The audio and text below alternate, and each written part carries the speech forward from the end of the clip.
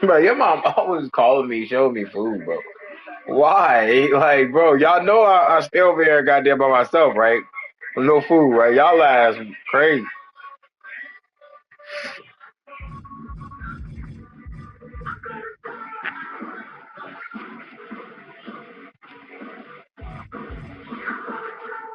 You're,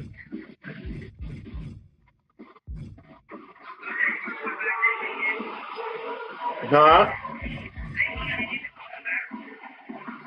All right, guys.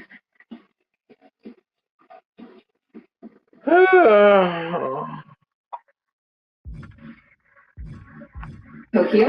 With Expedia, you can bundle and save on your flight, hotel, and car. So you can do all the things you want, and then some. Expedia, the one place you go to go places. He stabbed her! Napoleon, I saved him! He stabbed them!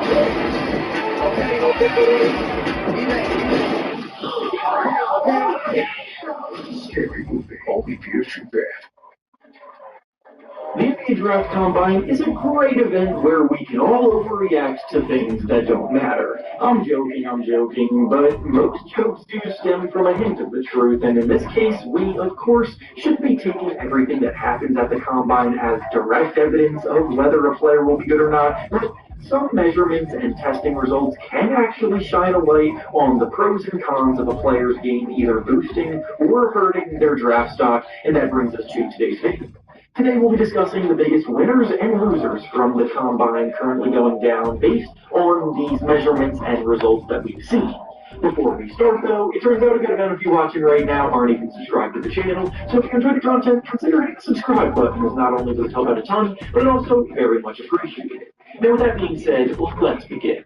We'll start with our first big winner from the Combine being AJ Devonta from BYU. The number one prospect in the class, according to most, did a pretty dang good job solidifying himself as just that, as Devonta had himself quite a day. He measured in at 6'8.5" tall without shoes on. He measured in with a 7-foot long wingspan, and he had one of the biggest measured vertical leaps in the entire class with a ridiculous 42-inch max vertical.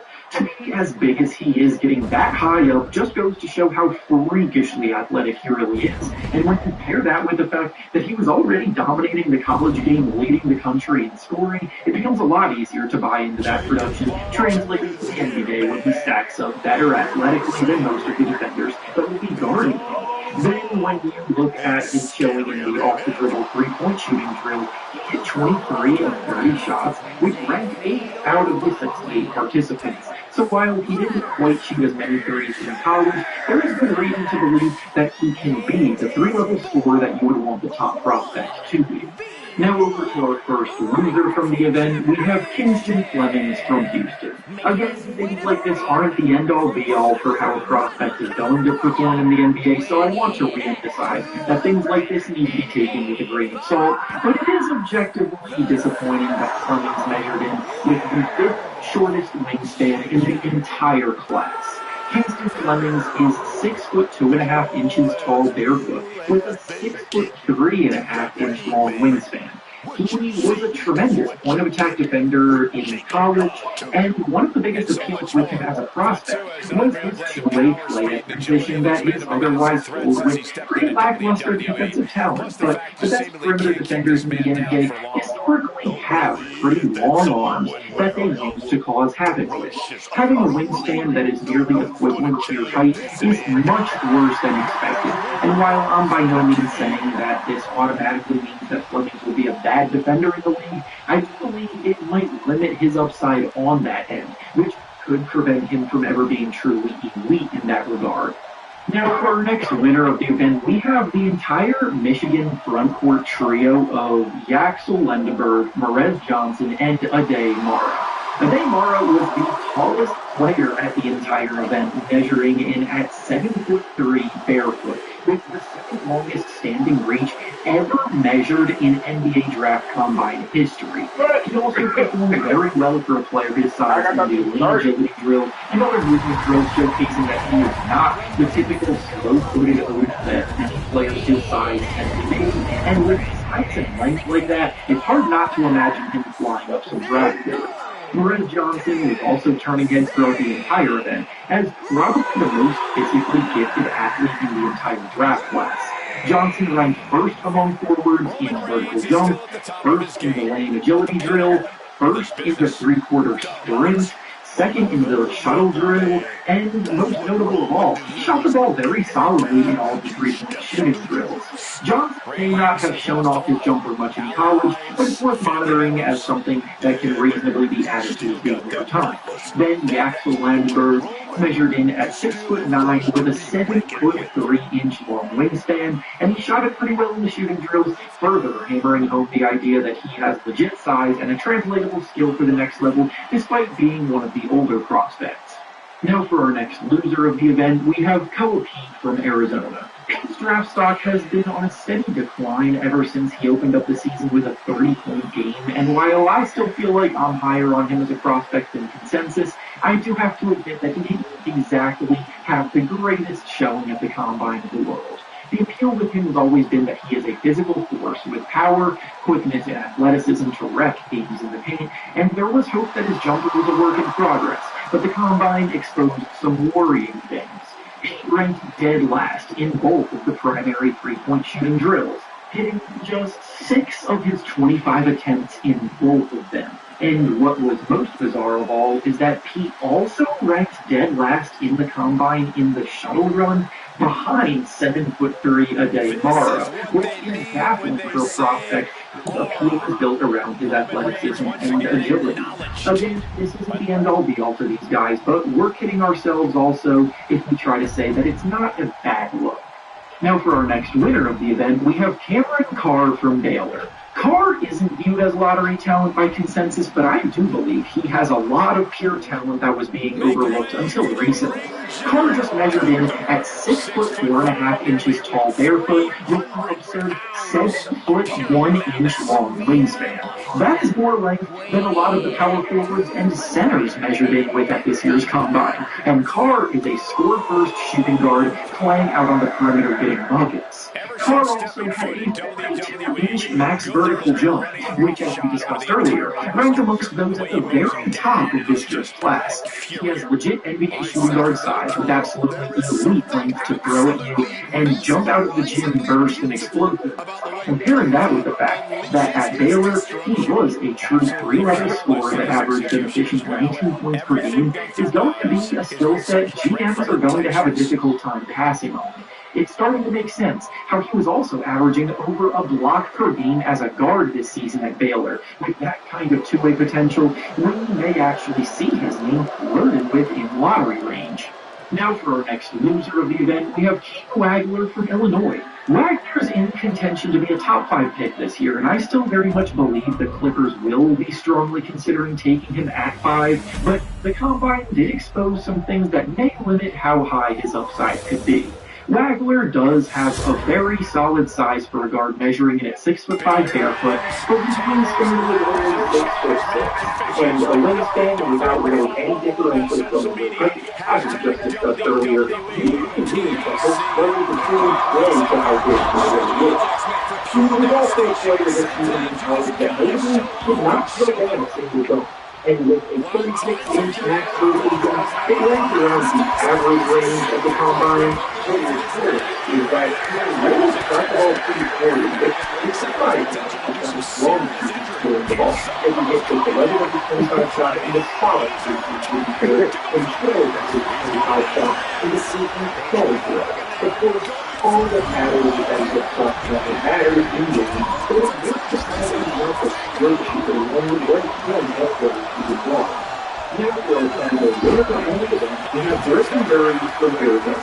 Thurston went himself into being the top 10 pick of the draft this year with his showing, now checking a lot of boxes that he wants with a pro shooting guard. He measured in at 6'4" barefoot, weighing in at 215 pounds.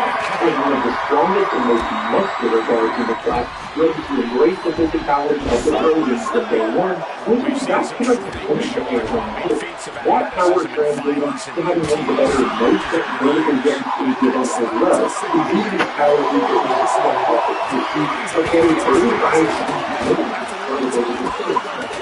just as comfortable for the shooting and he has a little bit faster ability to really that really establish himself as an agile player with all that power.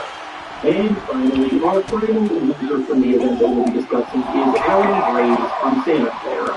Graves slowly started to get the attention of scouts as the season progressed, and by the end of the year, after a strong showing in March Madness as well, he was going with the draft team for Major League.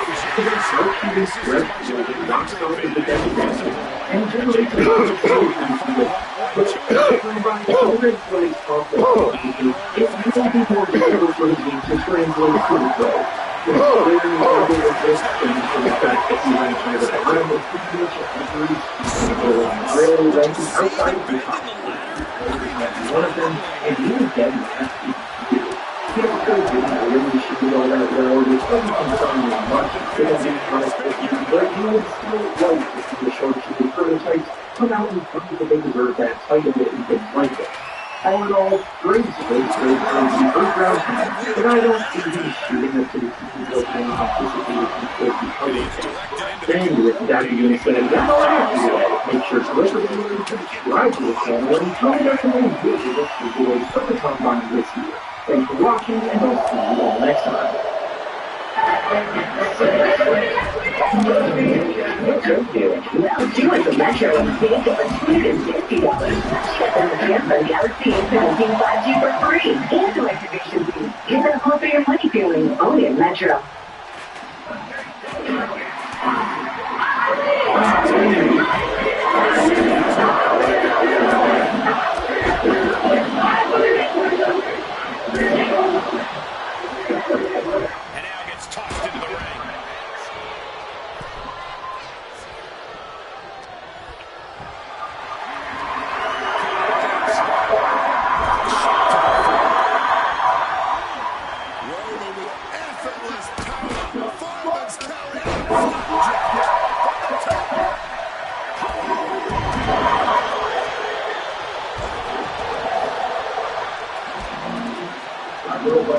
He's got it. Getting ready. I just want to keep going. I know what's going to get.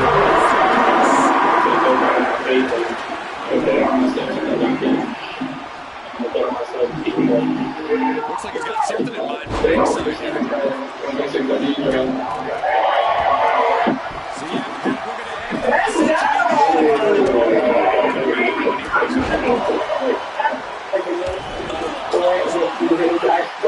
Happy to have you here. Instead of the NBA draft, you did it in your hometown, Brockton, Massachusetts. It was a really great moment because you read a letter that you wrote when you were 7 years old where you said that your favorite part of school was gym, and when you grew up you wanted to be a basketball player. You're going to be a player. What is it that you would even say about this moment right now? I ain't do it yet. Can't pay fair and I do it, but it was too proud that I do it. Well, you know, our dear friend Johnny, he is our resident college basketball expert, and he is not a necessary. He was just into the game of the racket. Well, to stand up, you know, I think they need to dance, and the beauty to be able to do that for score. A guy can do every ball he needs. What I like about his duty is he's smart, but he goes for it. You take out the first to get right by you. You see that every place for it. Miami built up to me, and y'all see that. I see that. Right there, man, you got a free ball, and do it all. Whoever gets this guy, you get a great leader, great character guy. It's going to be a great person for your franchise. Whoever luck you got, I know he's going to be super excited. Wish you the best of luck, AJ. And we're going to see you get that, brother. Yeah, great stuff. What do you think about that comparison?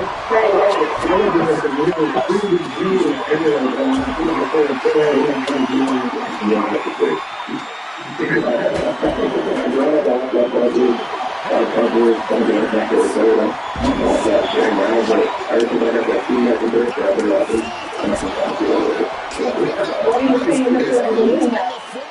Well, yes. Yeah, I mean, sure, that was like, so you know, too much. So I don't know the comparison. I was like, really cool. I was like, you got that? So you just fight it out. You got that? So I got to really do that.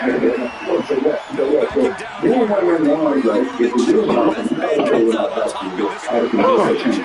Everything we got right now was so actually, if the way still the same, I probably still went to college for my mom. Okay. You went up for mom. Yeah, I'm gonna graduate.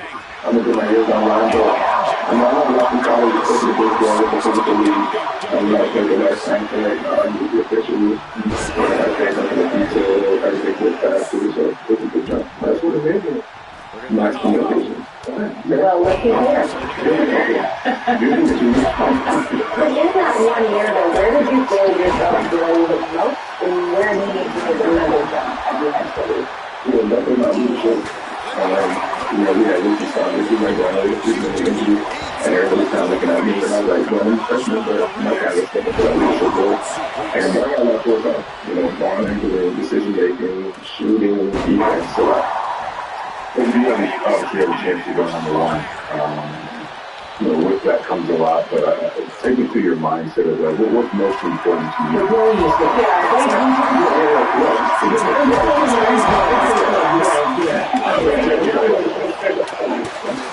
You take me through your mindset of like, you know,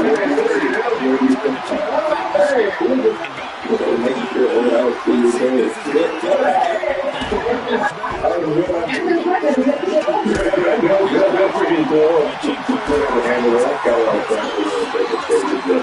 Get this nigga, damn!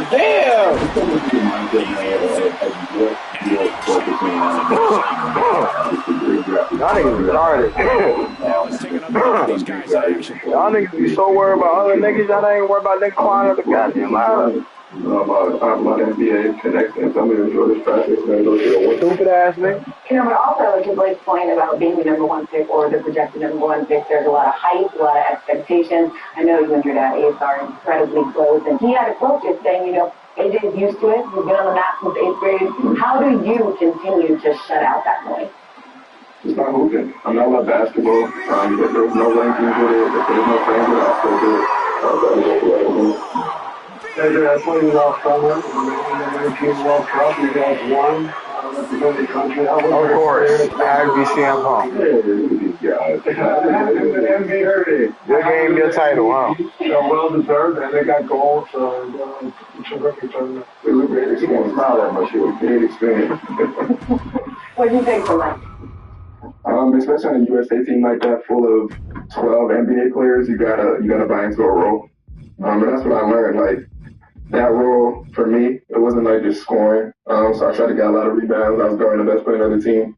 But that's what you gotta do to win. And keep doing that to win. You know, everyone that I have talked to about you, they all talk about your work ethic. How does that drive and that hunger continue to separate you? Yeah, I mean, I just love to work. I mean, my dad had to, after school and day, I had to take a month off of basketball.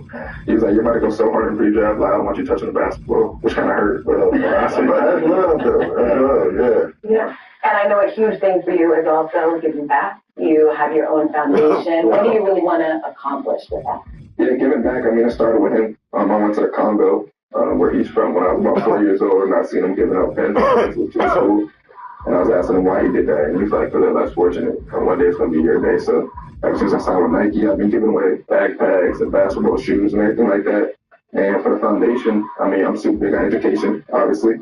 And my mom's from Jamaica, my dad's from Congo, so we're trying to build money and raise money for kids to go to universities and, here in the United States or in the continent of Africa. Family, family, obviously huge thing. You talked about your dad a lot. You talked about your mom caring a lot about education. That's why you want to finish and get your degree. What is it just like sharing such a special time in your life with them? It means everything. I wouldn't do it with nobody else. I spend a lot of time with him. I'm with my dad literally every single day. He doesn't get my side. I mean, I try to talk to my sister every single day and my mom, but I wouldn't do it with nobody else.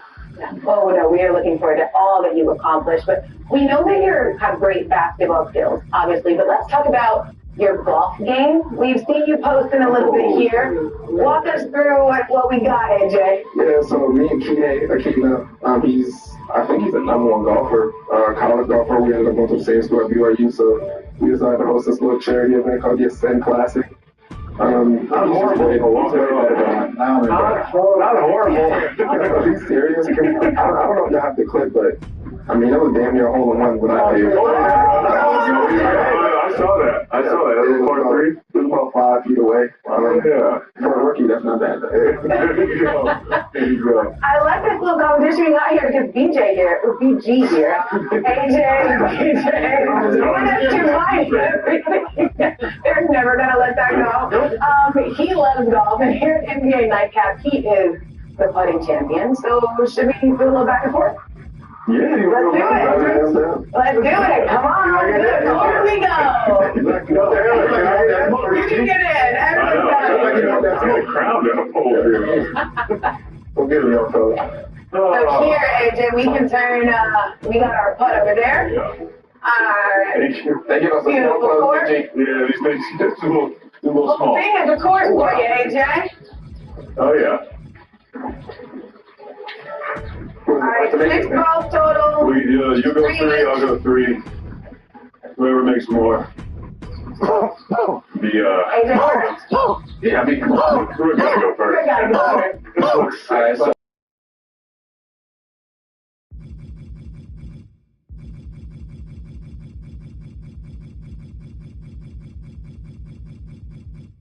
Yeah, just right. Reminder to everybody, I do not golf. He does.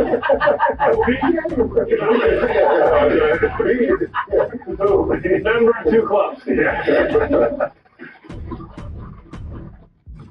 Oh, that's good. Wow, that's good. Good start. Warm up. Yeah, warm up. Light work. Yeah. Are you gonna keep that time? Listen for this. Oh, get there. Go short. Right room. I hit. Don't worry about it, AJ. You got it, AJ. When we get to this point, none of us can really play. We just got free time and we're retired. So don't worry. You're still alive. Talking to this. Hey, BG, you still gotta get you one? Come on, BG. The pressure might get to him. That's true. Pressure didn't really get to old BJ much. Oh, no. Might be a 0. Here we go. That's it. Steven! Right in the backswing. Steven!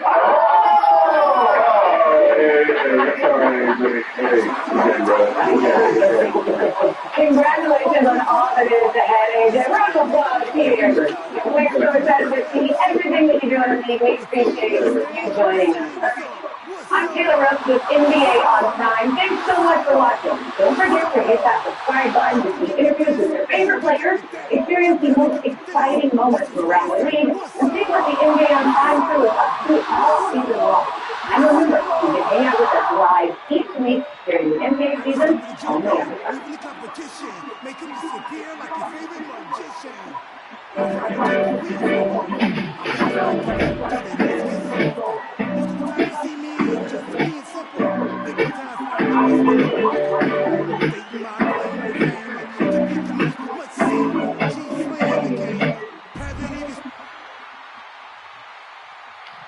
Every quarter, every sub is a boxing match. You know who you want to be about.